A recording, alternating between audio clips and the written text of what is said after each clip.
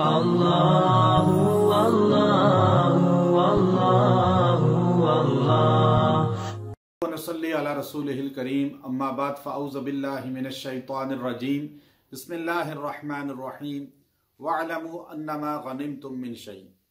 10वां पारा आज हमारे खुलासे तफसीर का हिस्सा है। 10वें पारा के आगाज में भी अल्लाह तबारक व तआला ने माले गनीमत के अहकामात को बयान फरमाया।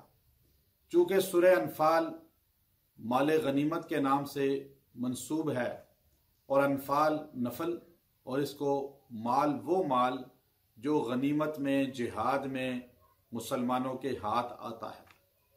हजूर अक़दस सल्लल्लाहु अलैहि वसल्लम से पहले किसी उम्मत पर माले गनीमत हलाल नहीं था।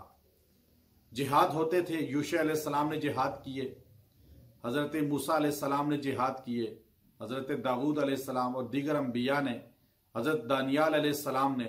लेकिन जिहाद में जो भी माले गनीमत आता था मुसलमान उसको जमा करके एक जगह रख देते थे।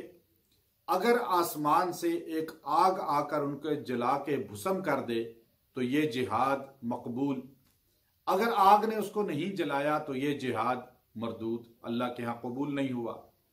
हजूर अक़दस सल्लल्लाहु अलैहि वसल्लम ने फरमाया फुज़्ज़िलतु अलल अंबिया बिसित्तिन, मुझे अल्लाह ने पूरी कायनात में 6 खास चीजें दी हैं।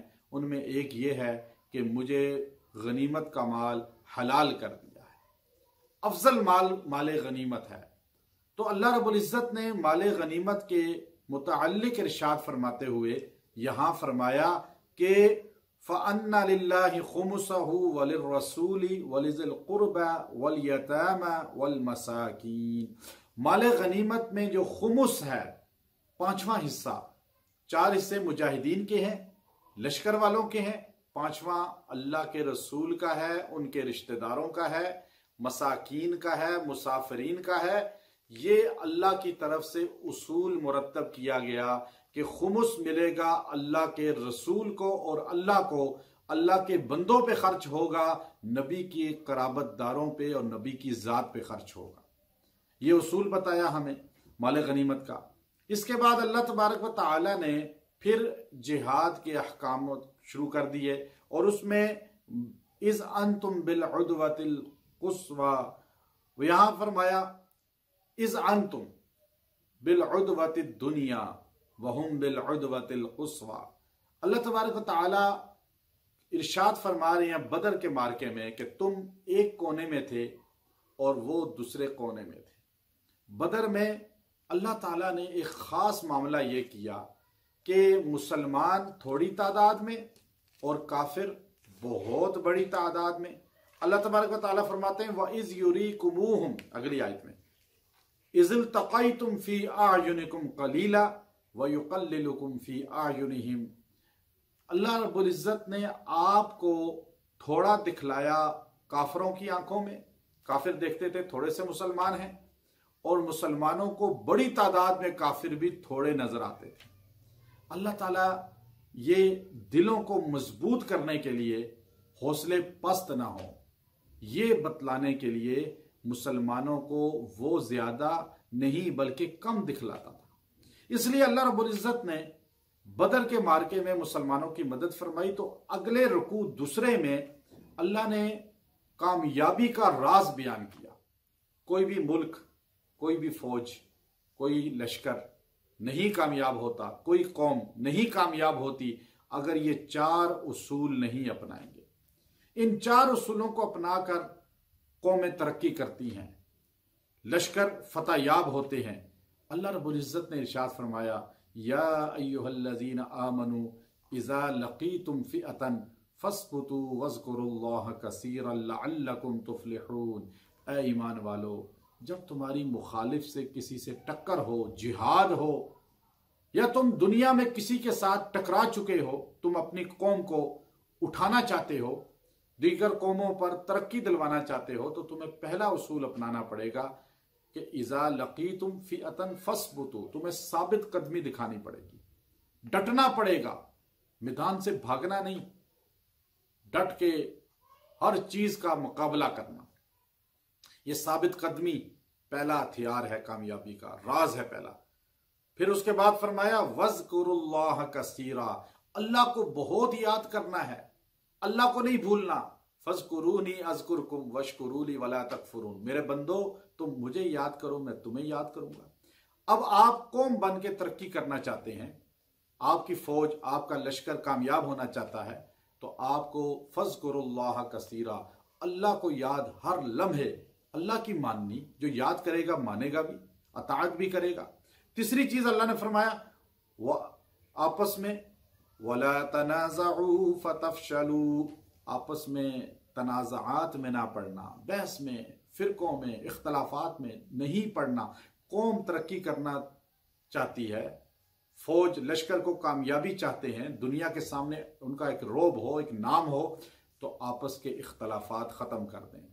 आज बदकिस्मती यह है, मुसलमान आपस के इख्तलाफात की वजह से कमजोर हो गए और काफिर इनके ऊपर छा चुका है और वो इनको लड़वाता है, जमातों को, मसलकों को, मुल्कों को।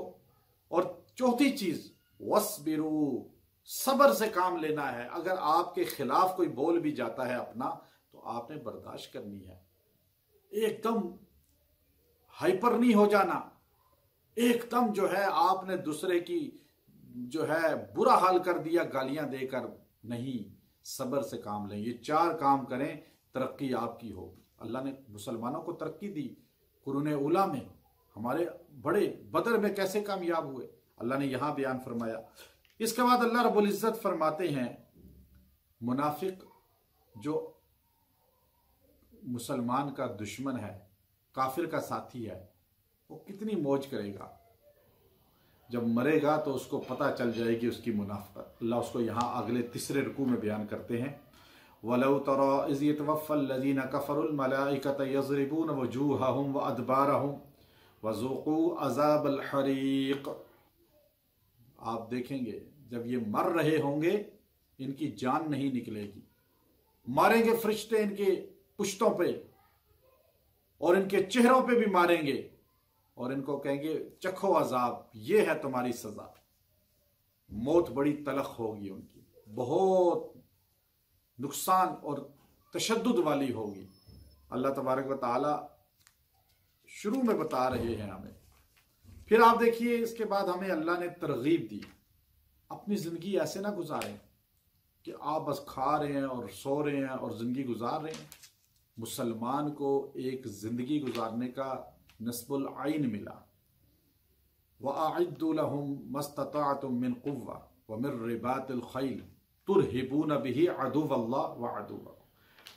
फरमाया आयत चौथा रुकू, अल्लाह तबारक व तआला जो है इरशाद फरमाते हैं कि आप अपनी ताकत को मजबूत करें, अपने आप को मजबूत करें, कौम को मजबूत करें, अपने लश्कर फौज को, अपने मुल्क को मजबूत करें ताकत के जरिए। दुनिया आपके खाने देखकर नहीं फैसला करेगी कि बड़े खुशहाल मुल्क वाले हैं, दुनिया आपकी ताकत देखेगी, दुनिया आपके पास असला देखेगी, आपके पास जिहाद के जितने भी लवाजमात हैं वो सब देखेगी, उस पर रोब पड़ेगा। अल्लाह फरमाते हैं खाओ नहीं ज्यादा बल्कि ताकत कायम करो अपनी, और दुश्मनों पर जो अल्लाह के दुश्मन हैं उन पर रोब कायम हो तुम्हारा, जो इस्लाम के दुश्मन हैं, जो मोहम्मद अरबी सल्लल्लाहु अलैहि वसल्लम के दुश्मन हैं। आज इसराइल की वजीर आजम कह चुकी है आज से कई साल पहले कि मैंने अपने मुल्क को मजबूत करना मोहम्मद अरबी सल्लल्लाहु अलैहि वसल्लम से सीखा, कि उनके घर में गुर्बत थी, खाने को कुछ नहीं था। सैयदा आयशा सिद्दीका फरमाती हैं अगर तेल होता जलाने का तो हम दिया ना जलाते बल्कि पी लेते, भूख की वजह से इतना हमारा बुरा हाल था।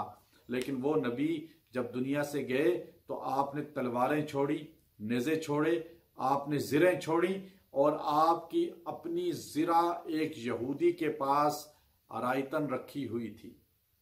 तो ये जिहाद का कंसेप्ट, डिफेंस का कंसेप्ट जो है हमारे नबी सल्लल्लाहु अलैहि वसल्लम ने दुनिया को दिया और दुनिया तरक्की कर गई, और हम आपस में खाने पीने में लगकर इस चीजों को भूल कर दीन की अशात को भूल गए।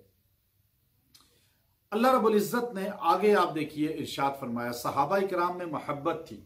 वो सहाबा जो छोटी छोटी बातों पे लड़ते थे और उनकी लड़ाइयाँ इस्लाम लाने से पहले पानी पिलाने पर और इस तरह छोटी छोटी बातों पे लड़ना और 100 साल लड़ाइयाँ चलती थी। अल्लाह फरमाते हैं यहाँ पर, वअल्लफ़ बैन क़ुलूबिहिम लौ अनफ़क़त मा फ़िल अर्ज़ि जमीअन मा अल्लफ़त बैन क़ुलूबिहिम। इतनी मोहब्बत अल्लाह ने इनके दिल में डाल दी। अगर आप सब कुछ खर्च कर दें लेकिन आप इनके दिलों में मोहब्बत नहीं डाल सकते। ये मोहब्बत डालना अल्लाह का काम है। अल्लाह ने सहाबा को शीरो शकर किया, रुहमाउ बैनहुम किया। तो ये अल्लाह ने इतनी बड़ी बात करने के बाद हमें बताया, आप भी अपने दिलों में एक दूसरे की मोहब्बत पैदा करना चाहते हैं, आपके दरमियान मोहब्बत नहीं है, हम एक मुल्क हैं, आपस में मोहब्बत नहीं है, एक कौम है, मोहब्बत नहीं है, एक मसलक है, मोहब्बत नहीं है, हम जमात हैं, मोहब्बत नहीं है, हम नबी हैं, एक नबी के मानने वाले हैं, एक कुरान के मानने वाले हैं, एक अल्लाह के मानने वाले हैं, लेकिन हम में मोहब्बत नहीं है। हम एक मसलक हो के भी एक दूसरे को जेर करने के फिक्र में रहते हैं। उसकी वजह यह है कि हमने असल सहाबा की जिंदगियों को छोड़ दिया। सहाबा हम सब के लिए एक मशाले राह बन जाएं, हमारे लिए भी उसी तरह अल्लाह मोहब्बत को पैदा कर देगा। इसलिए अल्लाह ने आगे खुद फरमाया, या अय्युहन नबी हस्बुकल्लाह व मन इत्तबअक मिनल मोमिनीन। ऐ मेरे नबी, आपको अल्लाह काफी है। आप परेशान क्यों होते हैं? बदर, उहद, एक एक गज़वे में आप काफिरों को देखकर परेशान क्यों होते हैं? हस्बुकल्लाह, हर वक़्त काफ़ी अल्लाह है। लेकिन वमन इत्तबअका मिनल मोमिनीन, और आपके साथ आपकी तबा करने वाले मोमिन जो हैं, यानी सहाबा जो हैं। मुफस्सिरीन ने लिखा यहाँ इत्तबा करने वाले सहाबा थे। अल्लाह ने कहा नबी आपके लिए अल्लाह काफ़ी है और सहाबा काफ़ी हैं। गोया के सहाबा का मकाम अल्लाह हमें बता रहा है। फिर आगे अल्लाह ने फरमाया, या अय्युहन नबी, अगली रुकू में, हर्रिज़िल मुमिनीना अलल क़िताल, मोमिनीन को जिहाद की तरगीब दें। मोमिनीन को बताएं कि अल्लाह से मिलना है तो तुम्हें जिहाद करना होगा। तुम्हारी रूह फिर फरिश्ता नहीं, अल्लाह खुद कब्ज़ करेगा और तुम्हें अल्लाह वो मकाम देगा कि तुम्हें मुर्दा कहने वाला गुनाहगार हो जाएगा।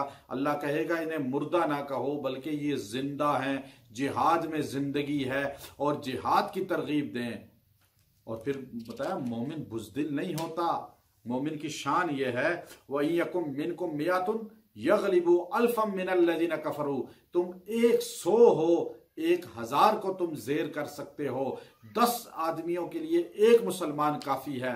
अल्लाह ने इतना इसको मकाम दिया। लेकिन मुसलमान सोचने लगे एक आदमी 10 का मुकाबला कर सकता है। गोया के जिहाद में अगर 10 आदमी मुकाबले पे आ जाए तो एक बंदा मैदान छोड़ के भागेगा, गुनाहगार हो जाएगा। अब ये आज के दौर में तो बड़ी मुश्किल थी। अल्लाह ने फरमाया, अल आना खफ़फ़ल्लाहु अन्कुम व अलिमा अन्ना फ़ीकुम ज़अफ़ा। आज तुम्हें तखफीफ की जाती है, हमें पता है तुम कमजोर हो। अब कमजोरी तुम्हारी देखकर ये किया, फ़इयकुम मिनकुम मिअतुन साबिरतुन यग़लिबू मिअतैन। अब अगर तुम 100 होगे तो 200 के मुकाबले पे डट जाओ। एक बंदा 2 को जेर कर सकता है। अब ये उसूल क़यामत तक चला। अगर 2 आदमियों के मुकाबले पे एक आदमी मुसलमान है, 2 काफिर हैं, ये मैदान छोड़ के भागेगा, गुनाहगार हो जाएगा। अल्लाह ने इसको ताकत दी है तो ये फैसला नाफिज फरमाया। मुसलमान बुज़दिल नहीं हो सकता। आगे आप देखिए अगली आयत, मा काना लिनबिय्यिन अन यकून लहू असरा हत्ता युस्खिन फिल अर्ज़ तुरीदून अरज़द दुनिया वल्लाहु युरीदुल आखिरा। ग़ज़वा बदर में कैदी बन के आए। उन कैदी 70 की तादाद थी। उन कैदियों में अब्बास भी थे, उमर रज़ी अल्लाह के मामू भी थे। मशवरा हुआ, अबू बकर सिद्दीक ने फरमाया इनको फिदिया लें, रिहा कर दें। और मेरा बेटा भी कैदी है, आपके मामू भी, आपके चचा भी हैं, उमर के मामू भी हैं। दिगर ने सहाबा ने भी यही मशवरा दिया। हजूर को यह मशवरा पसंद आया। लेकिन उमर बिन खत्ताब खड़े होकर कहने लगे, या रसूल अल्लाह, ये जाकर फिर तैयार होंगे और लश्कर लेकर आएंगे। मेरे मामू को मेरे सामने लाएं, मैं उसकी गर्दन उतारूंगा आपका दुश्मन समझ के। अबू बकर अपने बेटे की गर्दन उतारें, आप अपने चचा की, ये यहीं पे ज़िबा करके ख़त्म कर दिए जाएं। ये फैसला हजूर अलैहिस्सलातु वस्सलाम ने सुना तो आपने फरमाया, उमर मुझे इनकी राय पसंद है, मैं इसी पे फैसला करता हूँ। हजूर ने फैसला फरमा दिया। अल्लाह रब्बुल इज़्ज़त ने कुरान हकीम की ये आयात नाजिल फरमाई, मा खान लिनबिय्यिन अन यकून लहू असरा, कि नबी को ये बेहतर नहीं लगता, अच्छा नहीं लगता कि वो फिदिया ले और दुनिया की चीज चाहे, हालांकि आखिरत चाहनी चाहिए। गोया कि अताब है। इस पे इब्ने कसीर रहमतुल्लाह ने लिखा कि यह आयत बताती है कि कुरान खालिके कायनात का कलाम है, वरना यह अताब वाली आयत निकाल दी जाती। यह आयत का होना बताता है कि अल्लाह के रसूल सल्लल्लाहु अलैहि वसल्लम ने अमानतदारी के साथ पूरे कुरान पाक को 30 पारों की शक्ल में हमारे सामने मुंतकिल किया। इसमें कोई खयानत नहीं हुई। अल्लाह ने फरमाया फैसला चूंकि मशवरे में हुआ इसलिए अजाब नहीं दिया, वरना उमर की राय मुझे पसंद है। सूरह बरा, सूरह तौबा को सूरह बरा भी कहा जाता है और एक इसका नाम सूरह फाज़िहा भी है। फाज़िहा कहते हैं रुस्वा करने वाली सूरत, बेजार भी है ये। और इस सूरत में बिस्मिल्लाह रहमान रहीम लिखी नहीं गई। उसकी वजह क्या है? इसकी कई वजूहात लिखी। एक वजह यह लिखी कि इस सूरत में चूंकि मुनाफिकीन, यहूद और दीगर जितने भी गुनाहगार तबका है उन पर अताब का बहुत शिद्दत से अल्लाह का अहकामात नाजिल हुए और ज्यादा बयान हुए, इसलिए बिस्मिल्लाह रहमत है उसको यहां लिखा नहीं गया। एक वजह यह है कि यह सूरह अनफाल का हिस्सा है। चूंकि जब कुरान पाक को जमा किया जा रहा था तो इस सूरत के साथ बिस्मिल्लाह नहीं थी, तो सहाबी जो थे उन्होंने खयानत कोई नहीं की, उन्होंने इसी तरह एज इट इज पेश कर दी। तो इस सूरत का मौजू और सूरह अनफाल का मौजू एक ही था, इसलिए इसको यहां पर रख दिया गया। अब तरतीब से देखा जाए तो ये सूरह अनफाल से बड़ी सूरत है, इसको पहले होना चाहिए था, सूरह अनफाल को बाद में होना चाहिए था। लेकिन चूंकि इसमें बिस्मिल्लाह नहीं थी और बाज का ख्याल ये था कि ये सूरह अनफाल ही का हिस्सा है, चूंकि मौजू एक ही है, तो इसलिए सूरह अनफाल के बाद इसको रखा गया। और अब जो सूरह अनफाल पढ़ते पढ़ते यहां पहुंचेगा तो इस दौरान तिलावत में वो बिस्मिल्लाह नहीं पढ़ेगा, बल्कि बराअतुम मिनल्लाहि व रसूल कह के शुरू कर देगा। लेकिन जो आगाज तिलावत करेगा, अब उसने आगाज किया पहले तिलावत का, तो वो औज़ु बिल्लाह और बिस्मिल्लाह पढ़ के सूरत इसका आगाज करेगा। एक वजह यह भी इसमें है बिस्मिल्लाह ना लिखने की कि इसमें जो है जो अहकामात हैं उसमें अजाब का ज्यादा अल्लाह रब्बुल इज़्ज़त की तरफ से नुज़ूल है। तो इसलिए अल्लाह रब्बुल इज़्ज़त ने वो रहमत के अल्फाज कि जिससे किसी को उम्मीद हो सके कि मुशरिक को, मुनाफिक को बख्शा जा सकता है, का नहीं, वो नाउमीद हो जाएं, जो इस हालत में दुनिया से जाएं जो मुशरिक हों और मुनाफिक हों। अल्लाह रब्बुल इज़्ज़त ने इसके शुरू में मुनाफिकीन का जिक्र किया। इस सूरत के अंदर मुनाफिक किसको कहा जाता है? अगर आप आसान तशरीह करें, नबी सल्लल्लाहु अलैहि वसल्लम के असहाब, सहाबा का मुखालिफ को मुनाफिक कहा जाता है। अगर इस पूरी सूरत को सही तरीका से देखा जाए, मैं मुख्तसरन आपको बतलाता जाऊंगा। आप देखिए कि अल्लाह रब्बुल इज़्ज़त ने फरमाया मस्जिद को आबाद मोमिन कर सकता है, मुनाफिक मुशरिक नहीं कर सकता। इसलिए तीसरे रुकू में इसके फरमाया मा कान लिल मुशरिकीन अन यअमुरु मसाजिदल्लाह शाहिदीन अला अनफुसिहिम बिल कुफ्र उलाइका हबितत अमालुहुम व फिन्नारि हुम खालिदून इन्नमा यअमुरु मसाजिदल्लाह मन आमन बिल्लाहि वल यौमिल आखिर व अकामस सलात व आतज ज़कात व लम यख्शा इल्लल्लाह। का मस्जिदों को वो आबाद करते हैं जो अल्लाह पर और आखिरत पर ईमान लाते हैं, वो लोग जो ईमान वाले हैं और नमाज कायम करते हैं, ज़कात देते हैं, अल्लाह के अलावा किसी से नहीं डरते, ये लोग हदायत पर हैं। मस्जिद को आबाद करने वाला हदायत वाला होता है और अल्लाह उसी से काम लेता है मस्जिद की आबादी का जो हदायत पर होगा। दूसरा फरमाया अजअलतुम सिकायतल हाज व इमारतल मस्जिदिल हराम। सहाबा में इख्तलाफ हुआ। अब्बास कहने लगे मैं हाजियों को पानी पिला रहा हूं, ये बड़ा काम है। हज़रत अली ने कहा मैं बैतुल्लाह की जो है खिदमत करता हूँ, बैतुल्लाह की इबादत करता हूँ बड़ा काम है, सबसे बड़ा। उस्मान बिन तलहा शेबी फरमाने लगे कि मेरे पास चाबी है, मैं बैतुल्लाह में जाता हूँ, ये बड़ा काम है।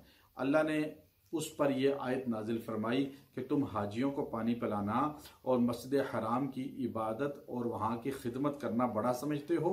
अल्लाह की राह में निकलने वाले की निस्बत जिहाद सबसे अफजल काम है, कभी बराबर ये नहीं हो सकता। अल्लाह ने फिर उसके बाद 8 रिश्ते गिनवाए हमें।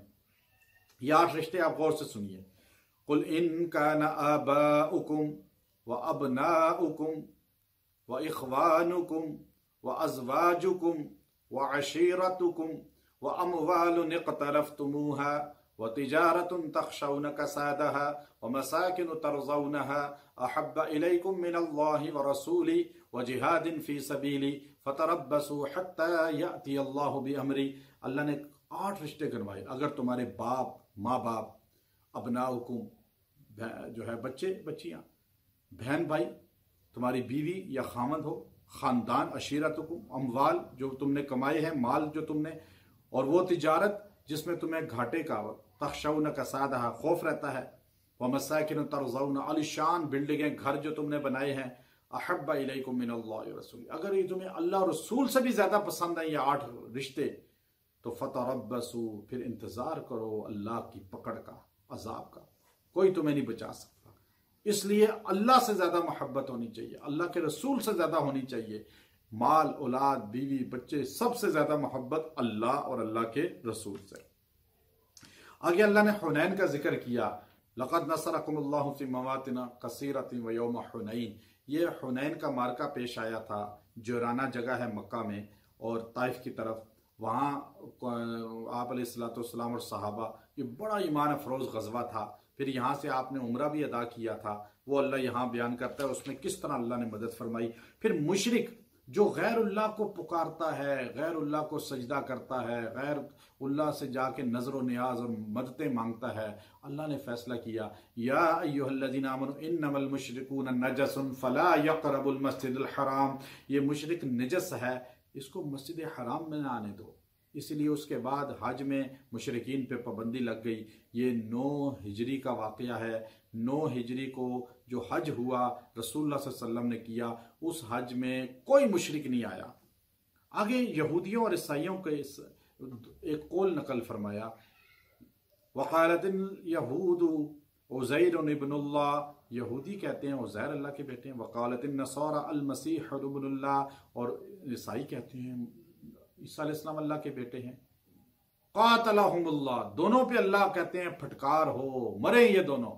इतना बुरा लफ्ज कहते हैं, अल्लाह के साथ किसी को शरीक बनाना, अल्लाह के साथ किसी को शरीक बनाना। आगे अल्लाह ने फरमाया इंसानों की हदायत 2 तबकात से जुड़ी हुई है। ये 2 तबकात अगर ठीक हो जाएं, हमारा मुआशरा ठीक हो सकता है। आगे आयत देखिए, आयत नंबर तकरीबन 36 है गालिबन।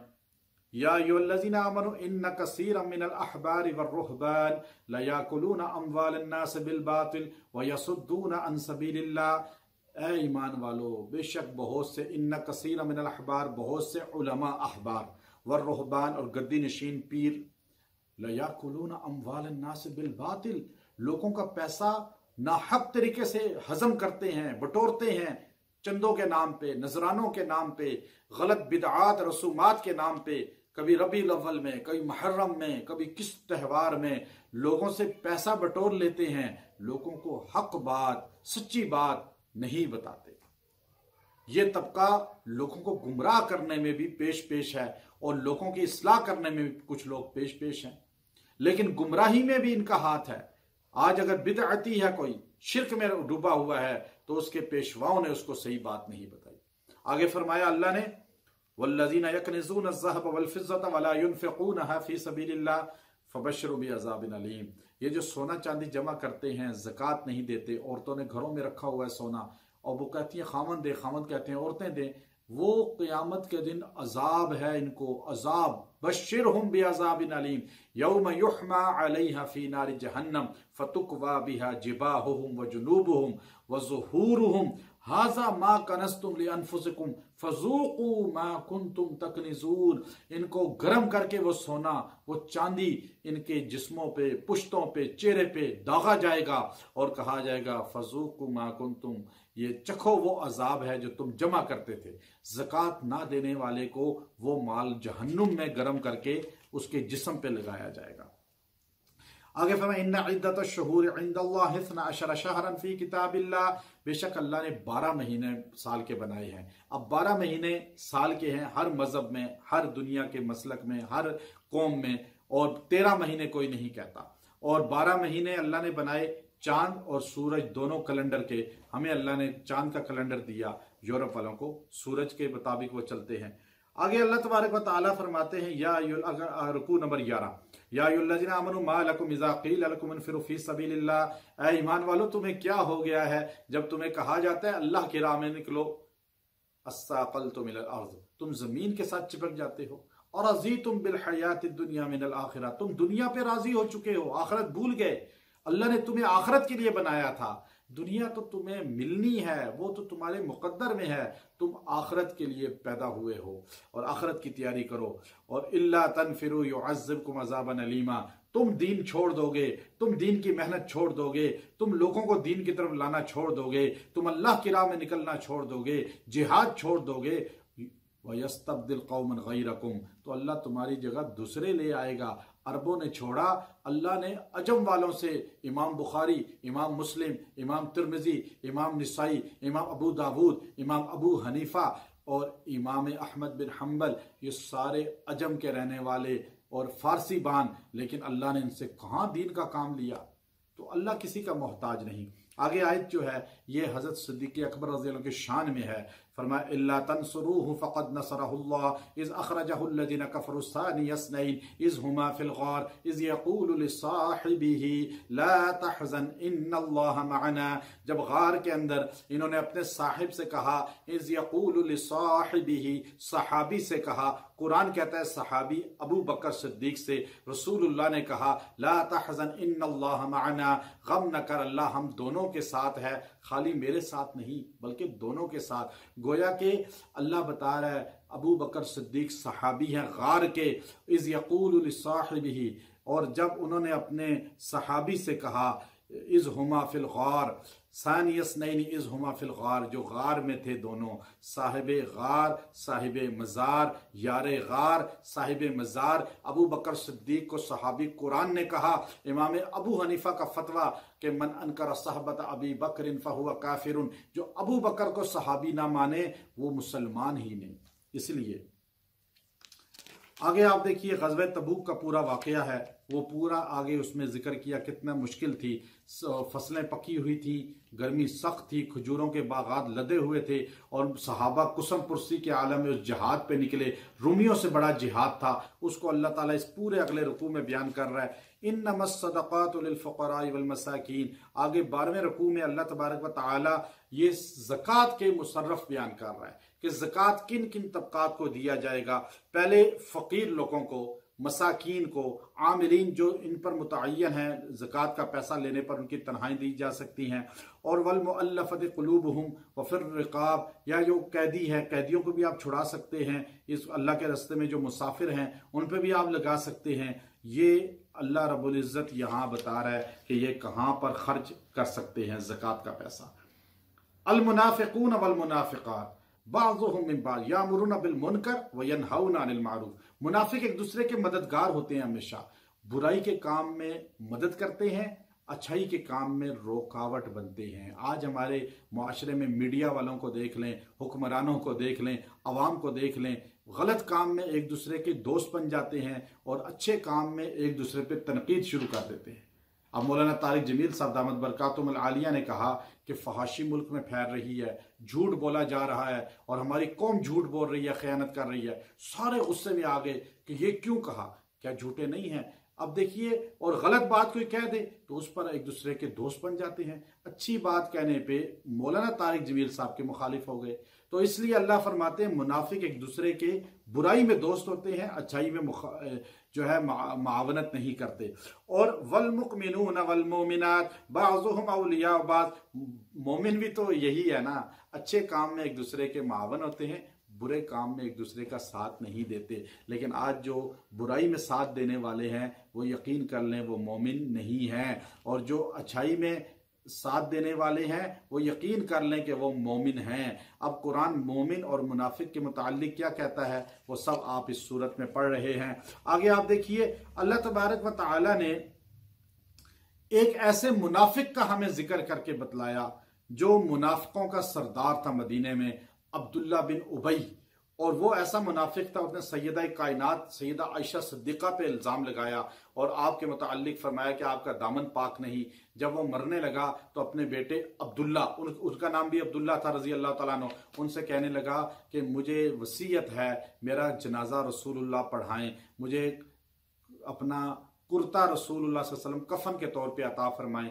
मर गया, हजूर अलैहिस्सलाम के पास आए बेटे, कहा या रसूल अल्लाह आप फैसला फरमाएं, मैं आपसे सिर्फ गुजारिश कर सकता हूँ मेरे बाप को अपना कुर्ता दे दें, मेरे बाप का जनाजा पढ़ा दें, कब्र में उतार दें। हजूर अलैहिस्सलाम ने फरमाया तेरे बाप ने जुल्म बहुत किए, मेरे जो है हरम पे हमला किया, मेरी जात पे हमला किया, सहाबा पे कई बार हमला किया, लेकिन मैं तेरी वजह से शायद उठकर मैं उसके लिए दुआ करूंगा, अल्लाह उसको बख्श दे। हजूर ने कुर्ता दे दिया। मुफस्सिरीन ने लिखा वजह यह थी बदर में उसने अपना कुर्ता अब्बास को दिया था रजी अल्लाह अन्हु को, चूंकि आपका कद लंबा था, किसी का कुर्ता आपको पूरा नहीं आ रहा था। आप सल्लल्लाहु अलैहि वसल्लम ने उस कुर्ते की सिला के तौर पे अपना कुर्ता उसको पहना दिया। जब जनाजे के लिए उठे, उमर आ गए, या रसूलल्लाह अल्लाह का वास्ता है आप उसका जनाजा ना पढ़ाएं, वो सैयदा आयशा का दुश्मन, वो सहाबा का दुश्मन, वो रसूलुल्लाह का दुश्मन, वो तो सहाबा अहलुल बैत का दुश्मन है। आप सल्लल्लाहु अलैहि वसल्लम फरमाया उमर शायद मेरी वजह से अल्लाह उसको बख्श दे। का अल्लाह उसको कैसे बख्शेगा, उसने सैयदा कायनात पे तोहमत लगाई। हजूर ने फरमाया मैं एक बार नहीं 70 बार इस्तगफार करूंगा, शायद अल्लाह रब्बुल इज्जत उसको माफ कर दे। अल्लाह ने कुरान उतारा, इस्तगफिर लहुम औ ला तस्तगफिर लहुम इन तस्तगफिर लहुम 70 मर्रा फलन यगफिरल्लाहु लहुम। मेरे नबी आप एक नहीं 70 बार भी इस्तगफार करें, मैं इस मुनाफिक को नहीं बख्शूंगा। ये आयशा सिद्दीका का दुश्मन है, यह असहाबे रसूल का दुश्मन है, ये रसूलुल्लाह सल्लल्लाहु अलैहि वसल्लम का दुश्मन है। हजूर अलैहिस्सलाम उसके कब्र पे चले गए, उसको दफन भी कर दिया था। और उसके बाद अल्लाह रब्बुल इज्जत ने अगली आयत फिर उतारी, और उस आयत में अल्लाह रब्बुल इज्जत ने क्या फरमाया, वला तुसल्ली अला अहदिन मिनहुम माता अबदा वला तकुम अला कब्री। आज के बाद आपने किसी उस आदमी का जनाजा नहीं पढ़ना जो आयशा सिद्दीका का दुश्मन हो, जो रसूलुल्लाह के सहाबा का दुश्मन हो। वला तकुम अला कब्री, जनाजा तो दूर की बात है, उसकी कब्र पे जाके खड़े भी नहीं होना, हाथ भी नहीं उठाना, दुआ भी नहीं करना। आपके खड़ा होने से शायद लोग ये ना समझें कि शायद ये जन्नती आदमी है या बख्शा जा सकता है। आयशा सिद्दीका का दुश्मन हो, असहाबे रसूल का दुश्मन हो, वो कभी नहीं बख्शा जा सकता। इसलिए ये उसूल बता दिया शेख अब्दुल कादिर जिलानी रहमतुल्लाह अलैह ने गुनियतुत तालिबीन के अंदर कि जो सहाबा का दुश्मन होगा उसके लिए दुआ नहीं कर सकते, दुआए मगफरत नहीं कर सकते। ये पीराने पीर रहमतुल्लाह अलैह की किताब में है। फिर आगे अल्लाह रब्बुल इज्जत ने गज़वाए बदर, गज़वाए तबूक ही को बयान किया। गज़वाए तबूक के अंदर मुसलमानों पे जो मुश्किलात थी उनका जिक्र किया, और उस गज़वा के अंदर बहुत ज़्यादा परेशानियां थी। अल्लाह रब्बुल इज्जत ने किस तरह मुसलमानों की मदद फरमाई, और मुसलमान किस तरह जो है उस एक अजीम, बहुत अजीम आजमाइश से निकले और वहां से वापिस आए। और उसकी वापसी पर मुसलमानों के अंदर एक चंद लोगों का गिरोह ऐसा था जो पीछे रह गया था, जो जिहाद में नहीं गया था। तो अल्लाह रब्बुल इज्जत ने उनमें मुखलिसीन सहाबाए कराम जो उज़र शरी की वजह से नहीं जा सके थे, अल्लाह ने उनकी तौबा को कबूल किया और उनकी शान को आयात कुरानी की शक्ल में बयान किया, और मुनाफिकीन का जिक्र करके बतला दिया कि ये गज़वाए तबूक जो है, सूरे बरा, सूरे तौबा के अंदर गज़वाए तबूक मोमिन और मुनाफिक की तमीज़ का गज़वा था, और सूरह बरा, सूरह तौबा मोमिन और मुनाफिक की तमीज़ की सूरत है। वाज़े हो जाता है मुनाफिक कौन है मोमिन कौन है। अल्लाह हमें मोमिन वाली सिफ्त अता फरमाए, अस्हाब रसूल की दायमी मोहब्बत हमारे क़ुलूब में पैदा फरमाए। व आखिरु दअवाना अनिल हम्दुलिल्लाहि रब्बिल आलमीन। अल्लाहु अल्लाहु अल्लाहु अल्लाह।